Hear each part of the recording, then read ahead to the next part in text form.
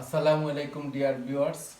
আজ আমি আপনাদের গত দুটি ক্লাসের পর আজ সিম্পল কমপ্লেক্স কম্পাউন্ডের তৃতীয় ব্যবহারটি দেখিয়ে দেব।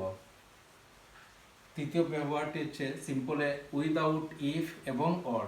উইদাউট ইফ এবং অর, যদি উইদাউট দ্বারা কোনো বাক্য থাকে সেই বাক্যটিকে কমপ্লেক্স করার কথা বলে, তাহলে উইদাউট তুলে আমরা ইফ বসাবো। তারপর আমরা এই সিম্পলে থাকা যে সাবজেক্ট সেটি বসবে, ডু নট বসবে, প্রেজেন্ট পার্টিসিপল হয়ে যাবে প্রেজেন্ট ফ্রম। এখানে একটা বিষয় লক্ষণীয় যে গত ক্লাসে ছিল বাই, এবং সেই বাই যুক্ত বাক্যকে কমপ্লেক্স করতে আমরা ইফ বসিয়েছিলাম, কিন্তু কোনো ডু নট বসে নাই, নেগেটিভ ফর্মটা বসে নাই। যদি উইদাউট দ্বারা বাক্য থাকে এবং সেই বাক্যটিকে যদি কমপ্লেক্স করার কথা বলে, আমরা উইদাউটের পরিবর্তে ইফ বসবো, সাবজেক্ট বসবে এবং ডু নট অবশ্যই দেব। প্রেজেন্ট পার্টিসিপল হয়ে যাবে প্রেজেন্ট ফর্ম, দ্বিতীয় অংশের কোনো পরিবর্তন হবে না। তাহলে ইফ দ্বারা কোনো বাক্য থাকে এবং ডু নট থাকে, তাহলে আমরা উইদাউট বসাবো, আর ডু নট না থাকলে বাই বসাবো।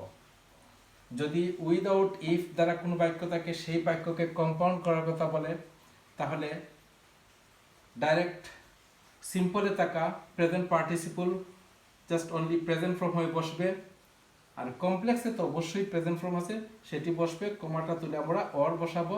দ্বিতীয় অংশ যা আছে তাই বসালেও হবে, আর না হয় শুধু ভার্বটি বসালে হবে, ডাই।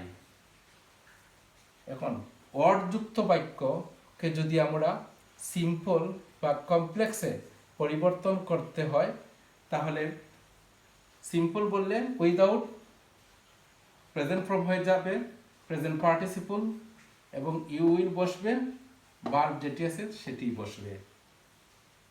যদি কমপ্লেক্স বলে, তাহলে বাক্যের শুরুতে ইফ বসাতে হবে, তারপর ইউ বসবে, তারপর প্রেজেন্ট ফর্ম ডু নট বসবে, তারপর প্রেজেন্ট ফর্ম যেটি আছে সেটি থাকবে, কমা তুলে আমরা ইউ উইল ডাই বা দ্বিতীয় অংশ যা আছে তাই বসবে।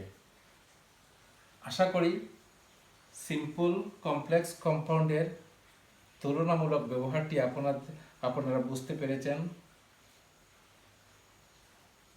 এর পরবর্তী ক্লাসে সিম্পল কমপ্লেক্স কম্পাউন্ডের আরেকটি ব্যবহার দেখে দেব। 7 থেকে 8টি ক্লাসের দ্বারা আমি সিম্পল কমপ্লেক্স কম্পাউন্ডের ব্যবহার সম্পূর্ণরূপে শেষ করার চেষ্টা করব। ধন্যবাদ সবাইকে। আসসালামু আলাইকুম।